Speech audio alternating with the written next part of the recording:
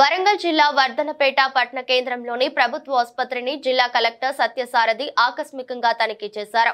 ఆసుపత్రిలోని వార్డులను పరిశీలించి రోగులకు అందుతున్న సేవలపై ఆరా తీశారు.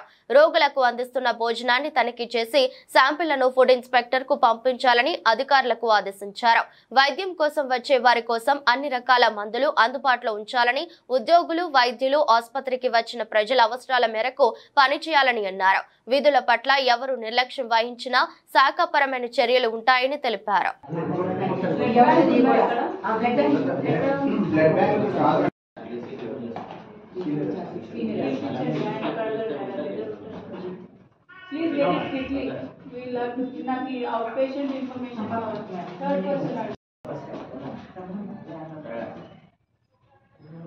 And medicines absolutely they are not updating. So let it go black and white. Also they are not updating. They don't know how many medicines are there.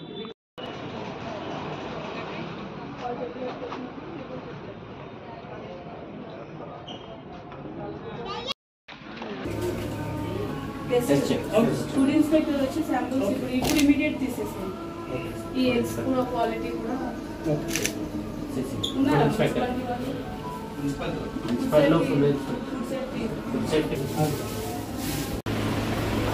Let him give a very serious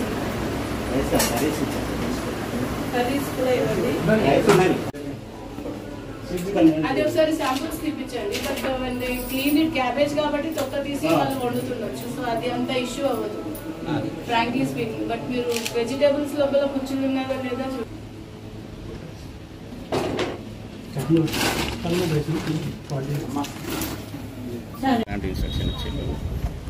hospital సమస్యలపై ఇప్పుడు ఈరోజు ఇవాళ మేము ఈ CHC వర్ధనపేటకి రావడం జరిగింది. ఇక్కడ inpatient, out patients ఎవరైతే ఉన్నారో బేసికలీ ఇక్కడ ఫీవర్స్ మీద ఒక ఇన్స్పెక్షన్ రిపోర్ట్ లాంటిది మనం ప్రభుత్వానికి సమర్పించాల్సి ఉంది.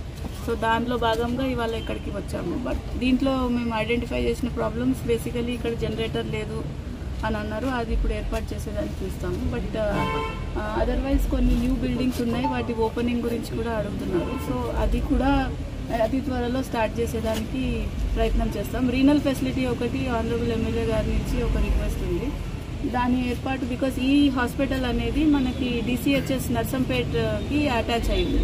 సో అక్కడ ఆల్రెడీ టెర్షియరీ కేర్ అనేది ఉంది, రీనల్ ఫెసిలిటీ ఉంది. ఇక్కడ కూడా రీనల్ ఫెసిలిటీ రిక్వెస్ట్ అడుగుతాం. అట్లీస్ట్ ఒక 2 beds తోటి ఇనిషియల్గా స్టార్ట్ చేసేదానికి వాళ్ళకి ప్రణాళికలు సిద్ధం చేయమని చెప్పడం జరిగింది.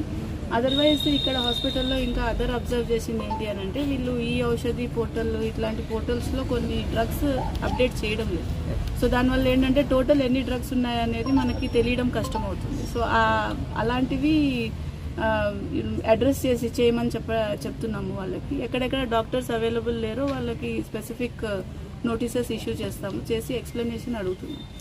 అండ్ అది కనుక సాటిస్ఫైడ్ లేకపోతే ఫర్దర్ తీవ్రంగా యాక్చువల్ గా అయితే డ్రగ్ స్టోర్లో చాలా మెడిసిన్స్ ఉన్నాయి. బట్ వాళ్ళు అడుగుతున్న మెడిసిన్స్ కాకుండా ఇంకేదైనా బయట మెడిసిన్స్ ఉన్నాయి అనేది కూడా ఒకసారి ఎగ్జామిన్ చేయాలి. ఈ DCHS సూపరింటెండెంట్ గారికి అక్కడి నుంచి ఒక టీంని అయితే ఇప్పుడు ఇమీడియట్గా పంపించమని చెప్తాము. And then out patient registry కూడా వీళ్ళు ఆన్లైన్ ఏది మెకానిజం అదర్ హాస్పిటల్స్లో ఫాలో చేస్తున్నది లేదు ఇక్కడ. సో దాన్ని కూడా ఇనిషియేట్ చేయడానికి ట్రై చేస్తాం. సరే, డాక్టర్స్ ఒకళ్ళు ఉన్నారు, ఆమెకు ఒక అసిస్టెంట్ ఉన్నారు. ఆమె డైలీ రావట్లేదు అనేది కూడా కొంతమంది చెప్పడం జరిగింది.